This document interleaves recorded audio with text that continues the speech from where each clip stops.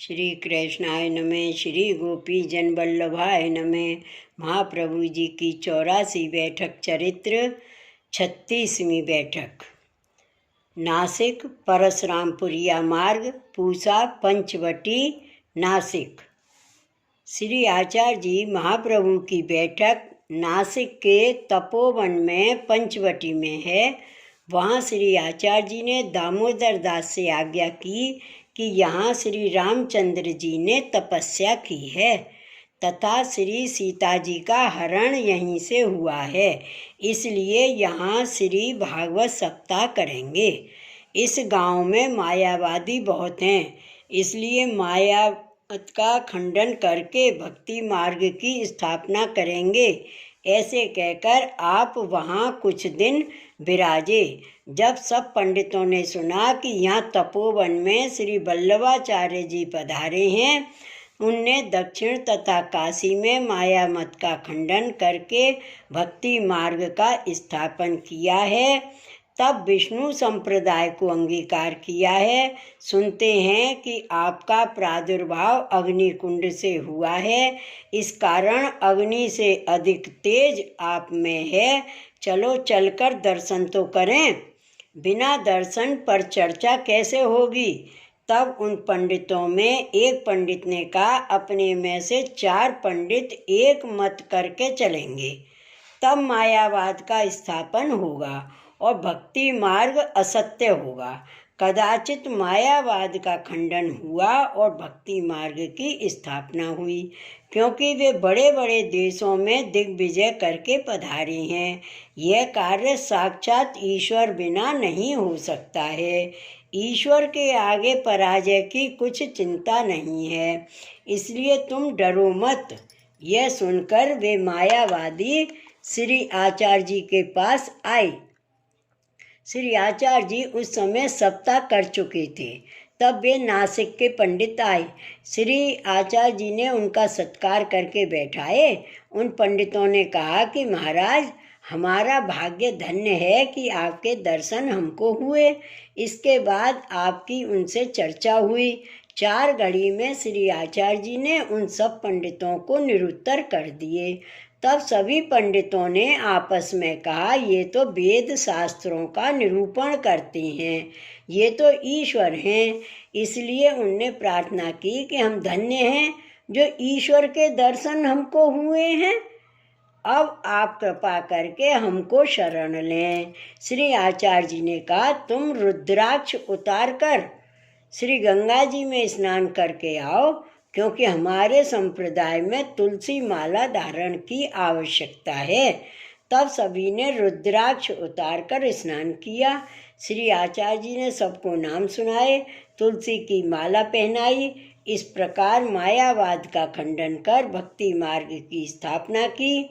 इस कारण नासिक क्षेत्र में जय जयकार हुई। इसके पश्चात सभी पंडित दंडवत करके अपने घर को गए। उसके पीछे श्री आचार्य जी ने कटाक्ष द्वारा अनेक तामसी जीवों को अंगीकार किया। कुछ दिन वहाँ विराज कर वहाँ से विजय कर दक्षिण को पधारे।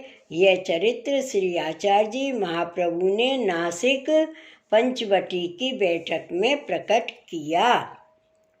श्री वल्लभाधीश की जय। बैठक चरित्र 37। पन्ना नरसिंह जी की बैठक मंगलगिरी स्टेशन विजयवाड़ा अप्रकट। श्री आचार्य जी महाप्रभु की बैठक पन्ना नरसिंह जी में है। वहाँ एक छोकर के नीचे आप विराजे थे।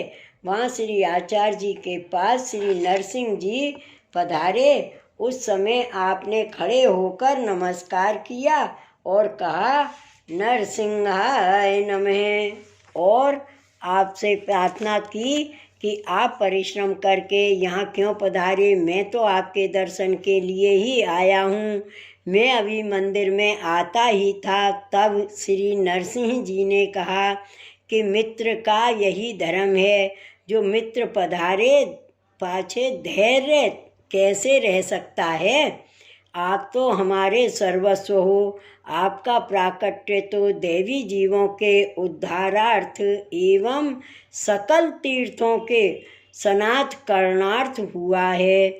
इसलिए मेरी आज्ञा है, आप शीघ्र मंदिर में पधारिए। यह आज्ञा करके श्री नरसिंह जी आप मंदिर में पधारे। तब श्री महाप्रभु जी ने कृष्णदास मेघन को आज्ञा की कि मिश्री का पना सिद्ध करो, उसमें सुगंध गुलाब जल पधराओ। तब दामोदर दास ने प्रार्थना की, महाराज श्री नरसिंह जी पना ही अरोकते हैं, उसका क्या कारण है? तब श्री आचार्य जी ने आज्ञा की कि श्री नरसिंह जी ने प्रकट होते ही युद्ध कर हिरणाक्ष को मारा, इस कारण आपको बहुत श्रम हुआ। पना श्रम निवारक है, इसलिए आपने अरोगा। यह आज्ञा कर श्री आचार्य जी महाप्रभु ने पना सिद्ध करवाया। उसके बाद आप सभी सेवकों सहित मंदिर में पधारे।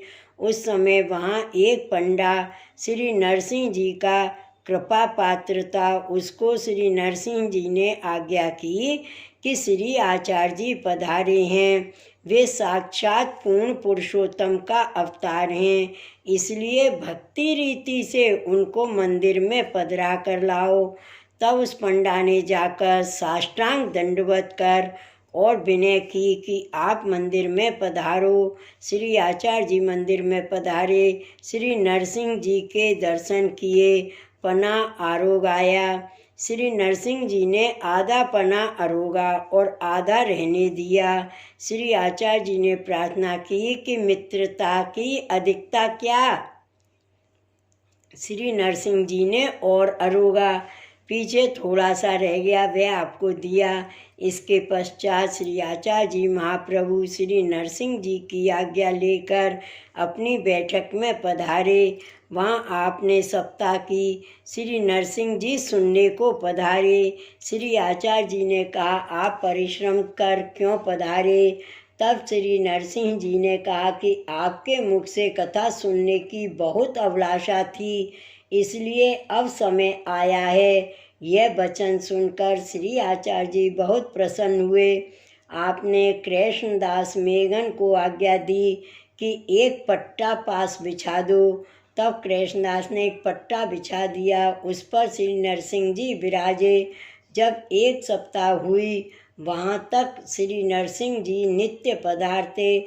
वहाँ श्री आचार्य जी महाप्रभु ने अपने चरणारविंद की रज से अनेक तामसी जीवों का उद्धार किया। इसके पश्चात आप श्री नरसिंह जी की आज्ञा लेकर वहाँ से विजय की और दक्षिण में पधारे।